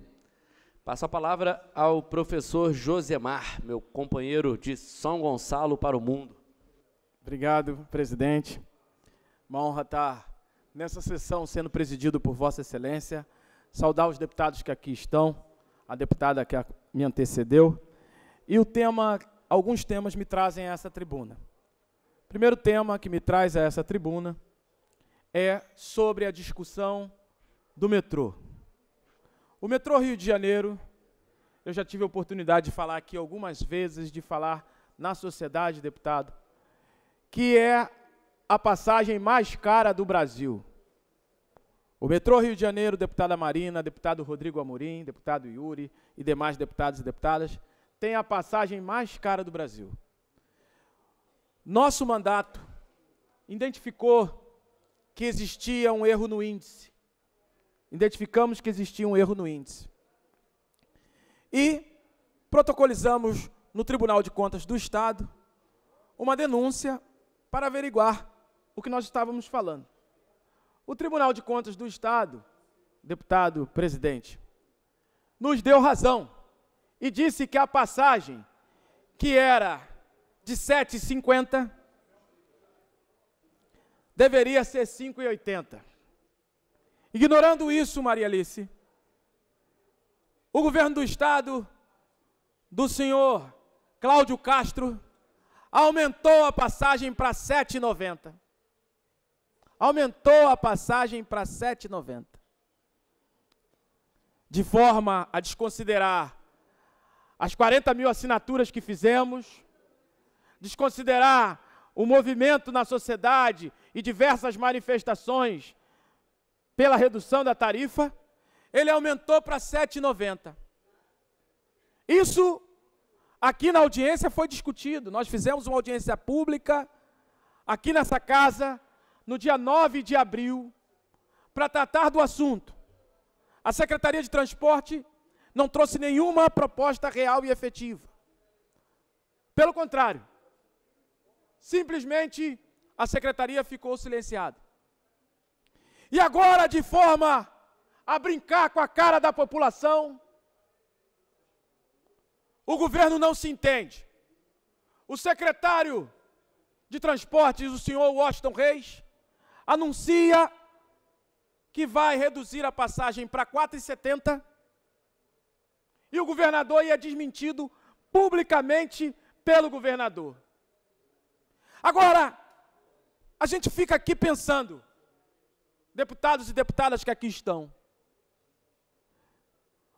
se poderia subsidiar e se o valor da passagem era um valor que deveria ser reduzido, por que que o governo aumentou a passagem de R$ 7,50 para R$ 7,90?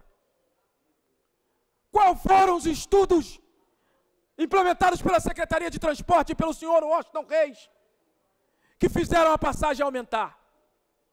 Ou seja, na mesmo bojo que aumenta a passagem de R$ 7,50 para R$ 7,90, o senhor Cláudio Castro e o senhor Washington Reis aumentam também e apresentam, discursam, porque até agora o projeto não foi apresentado, uma proposta de subsídio. Senhor presidente, isso me parece uma brincadeira de mau gosto com a população do Rio de Janeiro. Aumentaram a passagem para R$ 7,90 e agora falam de redução, de forma a desconsiderar o que o TCE diz, que a passagem não deveria ser R$ 7,50 em nenhum momento, e eles aumentaram para R$ 7,90. É um absurdo total. E não consideram também que a população do Rio de Janeiro está há mais de um ano pagando R$1,70, R$1,70 a mais do que deveria. É um absurdo o que essa dupla do senhor Washington Reis, junto com Cláudio Castro, fazem com a população do Rio de Janeiro. Hoje a mobilidade urbana é coisa séria. Debater mobilidade urbana é coisa séria. Se nós fizermos o cálculo de quanto que o trabalhador, nos seus 22 dias, ao longo de um ano, pagou R$1,70 a mais, dobrado, daria R$3,40, multiplicado por 22, nós poderíamos chegar a um cálculo aqui. Nós veríamos que o governo do Estado foi conivente com o metrô naquilo que é a retirada do direito dos trabalhadores. E agora pegam parte, ainda não deu bem para dizer isso, porque não apresentaram efetivamente nenhuma proposta, brincam com a população falando de uma passagem a R$4,70. O metrô Rio de Janeiro não tem plano de expansão. Cadê a linha 3 do metrô que ligaria a cidade do Rio de Janeiro à cidade de Niterói e de São Gonçalo? A linha 4 é uma extensão sem uma estrutura muito consolidada. Cadê a expansão para a Baixada Fluminense? E cadê o metrô para a Zona Oeste, que é uma promessa antiga? Ou seja, não tem perspectiva de expansão. E o governo do Estado, o senhor Cláudio Castro e o senhor Washington Reis, ignoram mais uma vez. Então, fica aqui o nosso repúdio, nós vamos seguir lutando, vamos seguir denunciando e vamos seguir batalhando. Para você que nos acompanha nas redes sociais, que nos acompanha aqui na TV Alerj, eu tenho falado há muito tempo sobre a redução da tarifa do metrô. E nós vamos falar efetivamente. Mas a redução da tarifa do metrô não pode vir onerando os cofres públicos. Pelo contrário, tem sim que valorizar e ter uma reparação para a população do Rio de Janeiro. Se o governo do Estado quer garantir subsídio para empresário, que reduza a tarifa ao valor que o TCE diz e construa o subsídio a ponto de chegar a uma tarifa zero no Rio de Janeiro. Agora, não faça o que estão fazendo. Além de tudo, mentindo ainda mais para a população. Quero terminar essa parte do meu discurso dizendo da irresponsabilidade. Agora, queria falar também de um projeto de lei, presidente, dessa sessão, e aproveito também aqui está o presidente da CCJ. Hoje, o governo federal ampliou as cotas nos concursos públicos da administração pública, direta e indireta, de 20% para 30%. Saiu hoje, já existe constitucionalidade pelo STF e o governo vai implementar. Diante disso, o meu mandato apresentou um projeto de lei, o 5.540, que aumenta a reserva seguindo a mesma legislação federal. Aqui no Rio de Janeiro nós já temos uma lei que garante os 20%. Agora a nossa proposta é que venha a 30%, para garantir a inclusão ainda maior de negros e negras dentro dos concursos públicos. Negros e negras e indígenas também dentro dos concursos públicos. É fundamental essa política e estaria diretamente ligada aos poderes legislativo, do Judiciário, do Tribunal de Contas do Estado e também ao Ministério Público. Aproveito que está aqui também o presidente da CCJ, da Comissão de Constituição e Justiça, para que a gente dê celeridade a esse projeto, para que esse projeto entre em consonância com a legislação federal. E quero terminar dizendo que essa não é uma pauta solta no ar quando se refere ao nosso mandato. Nós, só esse ano, nós conseguimos mudar, seja com a força da pressão popular, seja com a força da justiça, conseguimos mudar 3 concursos que não tinham adaptações e cotas raciais. Digo, a cidade de Santa Maria de Madalena, a cidade de Tanguá, que também houve, e a cidade de Magé, onde realizamos uma ampla reunião, que construímos em janeiro para garantir o direito dos moradores que lá estavam. Então, quero terminar aqui dizendo o meu discurso e agradecendo pela oportunidade. Cotas raciais são fundamentais e nós lutaremos para amplificá-la. Muito obrigado, presidente. Muito obrigado, deputado professor Josemar. Fala importante. Peço que Vossa Excelência possa presidir os trabalhos para que eu possa fazer uso da palavra. Muito obrigado.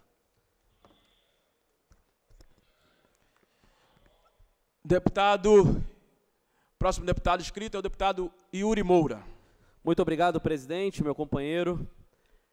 Queria falar aqui rapidamente de 4 assuntos. Primeiro, valorizando a ocupação do MTST, Movimento dos Trabalhadores Sem Teto, no que a gente chamou de Povo Maravilha.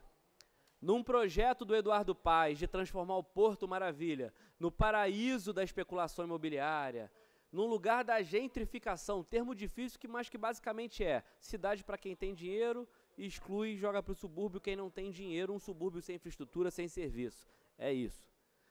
E você teve ali o MTST, esse movimento, com mais de 200 famílias, que são famílias que nunca tiveram habitação de interesse social, ocupando no coração desse projeto de cidade excludente e fazendo de forma solidária, de forma pacífica, de forma de chamar atenção para uma cidade que precisa acolher aqueles que foram marginalizados, esquecidos e ignorados. Então, minhas palmas ao MTST. Eu tive a honra, assim como outras e outros parlamentares estaduais e federais e municipais, de estarem lá sentados no chão da ocupação, aprendendo os saberes do povo que dizem que política pública de moradia não pode esperar. E para ocupar, tem fundamento, diferente do que aqueles que criminalizam movimentos sociais dizem. O terreno que foi ocupado, ele simplesmente tinha 400 milhões de dívidas perante a União, o governo federal. Ele tinha 2 milhões de dívidas perante a prefeitura, o governo municipal. E segundo a Constituição da República, o Estatuto da Cidade e N leis federais, estaduais e municipais, terra improdutiva, terra desocupada, terra que não paga imposto, tributo, que está a serviço dos especuladores, precisa estar a serviço, antes de tudo, para a política de moradia popular. Então, parabéns ao MTST, que conseguiu uma negociação com a Prefeitura do Rio, com o governo federal, e que caminha para poder garantir moradia popular, não só para aquelas 200 famílias que estavam ali ocupando, mas para 500 famílias que vão ser contempladas com política habitacional, porque o povo se organizou, o povo tomou o centro, é o povo no centro de novo, da cidade, da política, da justiça social. Parabéns aos meus companheiros e companheiras do MTST e muita saudação a essas famílias. Agora, mas como nem tudo na luta é vitória, a gente às vezes perde mais do que ganha, daí o conceito de resistência, eu queria colocar aqui o que está acontecendo na minha cidade de Petrópolis. A tristeza que é ver um prefeito que está totalmente desconectado com o que está acontecendo na cidade de Petrópolis. Um prefeito que está ainda achando que é vereador, fazendo uma agenda ali, uma visita lá, mas não faz a gestão de fato da administração pública. Hoje, Petrópolis tem poucos médicos e poucos profissionais de saúde nas suas unidades, UPA, hospital, Alcides Carneiro, tudo aquilo que deveria atender o povo, inclusive em urgência e emergência. Hoje, Petrópolis tem falta de merenda suficiente nas escolas e creches. Hoje, Petrópolis tem mais de 10 mil servidores e servidoras e também aposentados, que, além de não terem recomposição salarial, com perdas acima de 20%, também estão tendo a chance agora de perder as suas aposentadorias, porque Ingo Rames resolveu, com a sua maioria na Câmara, fazer uma reforma da Previdência para pagar a conta do aumento que ele mesmo se deu para ele, os secretários, de 70% no salário. É isso, servidor. Olha só, trabalhador que não é servidor, trabalhador que é servidor. O sujeito aumentou o seu próprio salário em 70% e dos seus secretários. E agora fala que quem tem que pagar essa conta é o servidor, que não vai ter aumento, porque até agora ele não falou nada, e também vai tirar da aposentadoria e das pensões. Eu sou filho de servidora, minha mãe é inspetora de escola pública no município. A minha tia, que é uma referência para mim, sou professor por conta dela, infelizmente já faleceu, dedicou mais de 40 anos à educação pública no município e no estado.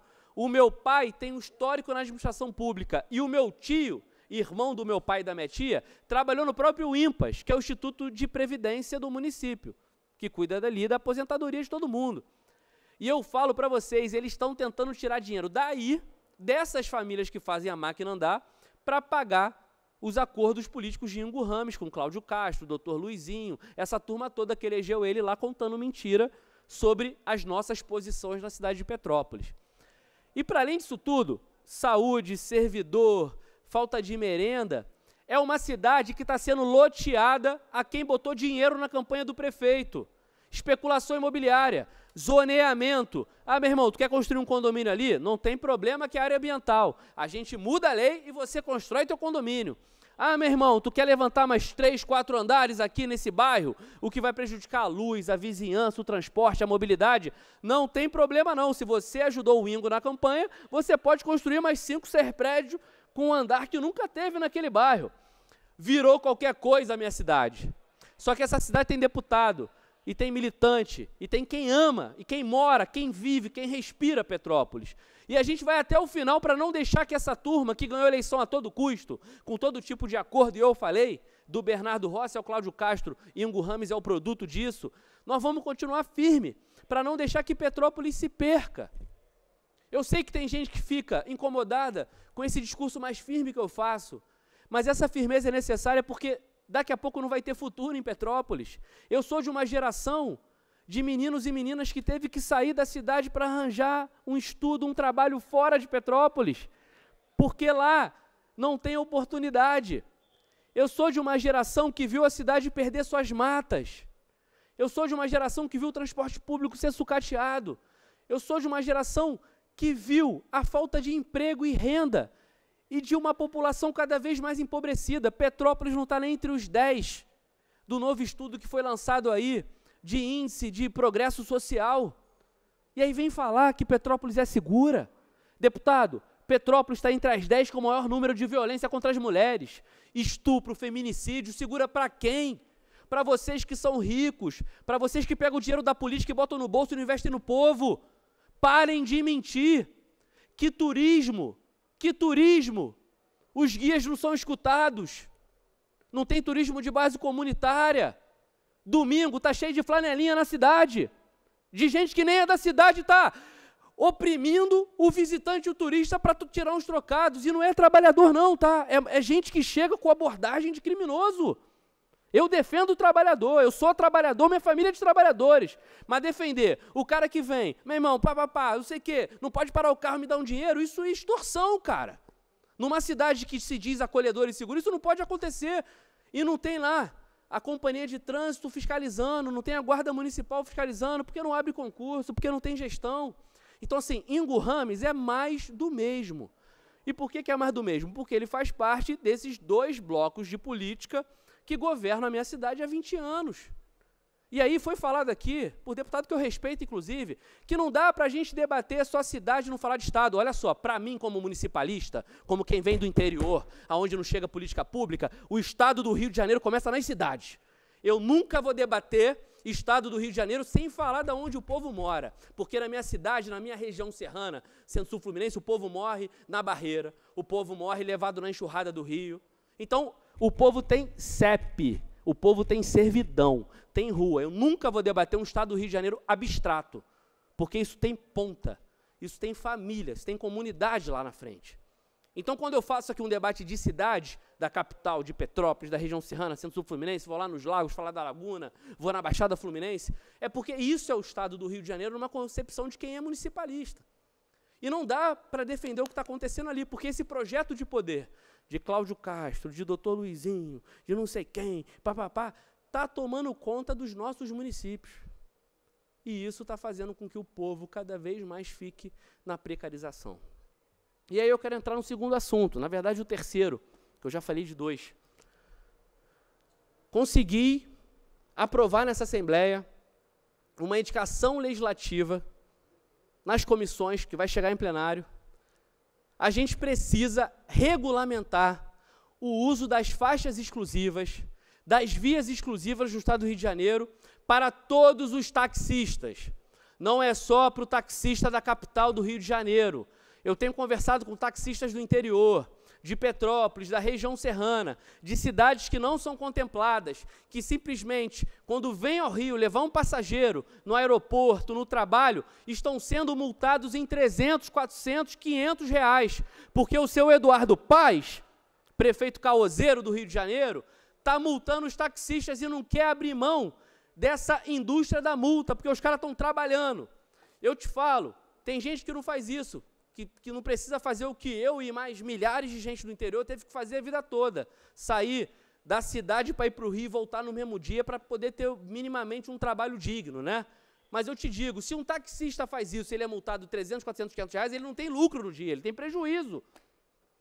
Porque a corrida, se chegar perto disso, é muito. E até agora, o prefeito Eduardo Paes se comprometeu com isso e não fez. Então, eu estou pedindo ao governador do Estado, na condição de deputado estadual, que regulamente isso e fale no território fluminense, no território do Estado do Rio de Janeiro, qualquer cidade que seja, taxista, não importa se é do município, ele pode transitar nas faixas exclusivas para melhorar a mobilidade urbana e garantir que ele não seja multado de forma injusta. Esse foi um pedido do Rodrigo Lopes, companheiro lá de Niterói, sindicalista dos taxistas, organiza essa categoria em todo o Estado. A gente apresentou a indicação legislativa, ela foi aprovada na comissão, vai chegar em plenário, mas eu peço que tanto o governador do Estado quanto o prefeito do Rio possam antecipar essa regulamentação, porque é absurdo o cara ter que pagar para trabalhar, o cara ser multado numa indústria que está sendo exposta por essa Assembleia, simplesmente porque tanto o município quanto essas empresas que ganham com essa indústria não querem abrir mão de pisar no pescoço do trabalhador taxista. Isso não existe. E aí eu entro no quarto assunto, que Vossa Excelência, meu companheiro, excelentíssimo presidente dessa sessão, professor Josemar, falou. O que está acontecendo na política de transporte e mobilidade urbana do Estado do Rio de Janeiro é absurdo. Eu tenho um projeto de lei nessa casa que pede o bilhete único intermunicipal para todos os municípios. Hoje o que a lei fala é que região metropolitana vai ter bilhete intermunicipal. Mentira. Petrópolis está na região metropolitana. Cachoeira de Macacu está na região metropolitana. Tanguá está na região metropolitana. Não tem bilhete único.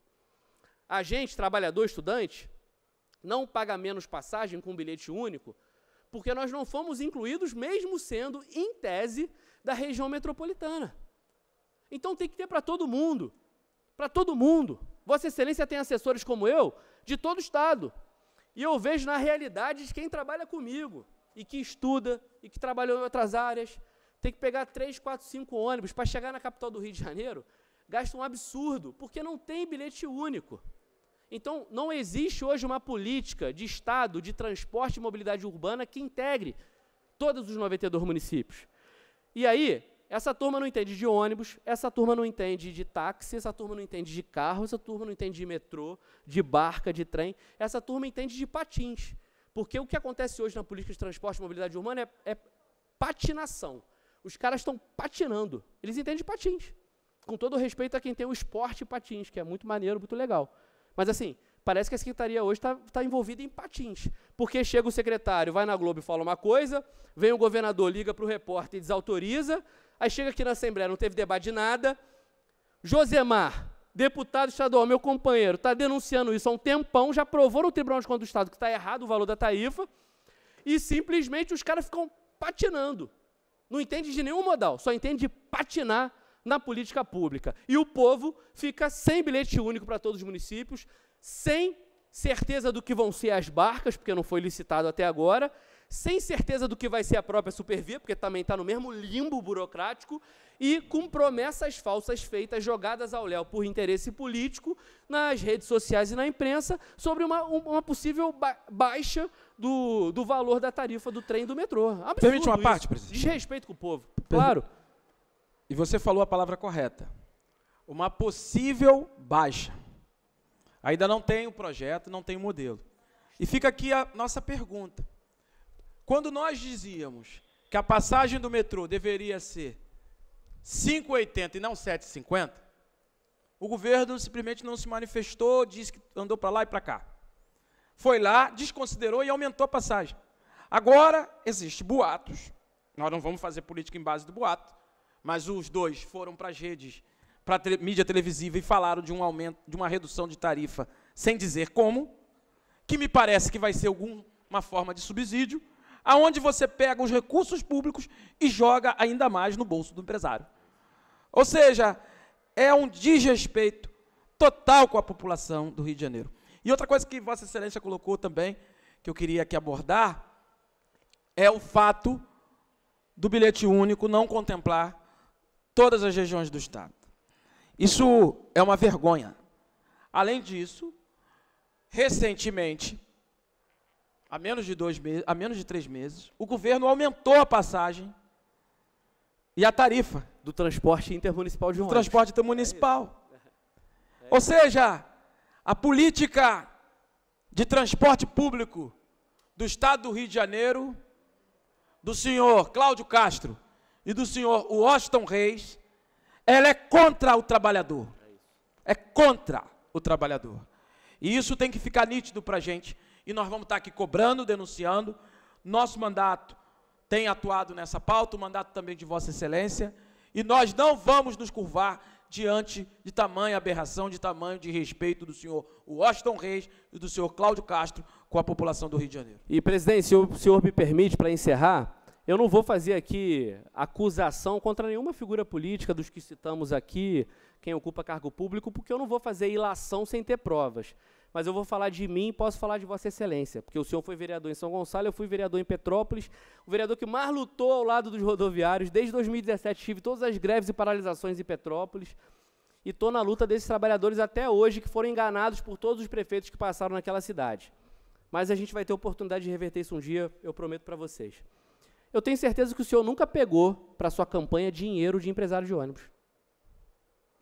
E eu olho nos olhos de vocês para dizer, se eu tenho, entre muitas coisas honrosas na minha vida, mesmo sendo um sujeito falho, como todas as pessoas são, eu jamais tive relação com as empresas de ônibus. Convite nunca te faltou, tenho certeza, porque esses caras chegam mesmo. Comigo também, e sempre fui muito firme, de dizer o seguinte, o nosso lado é do trabalhador que precisa do transporte. O nosso lado é do trabalhador rodoviário, que faz com que as cidades funcionem. O nosso lado nunca vai ser o de pegar mesadinha, de conversar com a empresa de ônibus, para depois aumentar a tarifa e fazer com que, no bolso do trabalhador, isso seja impactado. E digo mais, para quem é mais da centro-direita, da direita, que numa democracia está tudo bem. Nós da esquerda não estamos combatendo vocês, a gente está combatendo o sistema. Boa parte das tarifas que são pagas, não só nas cidades, mas no Estado, são subsidiadas por quem, deputado Josemar? Pelo empregador.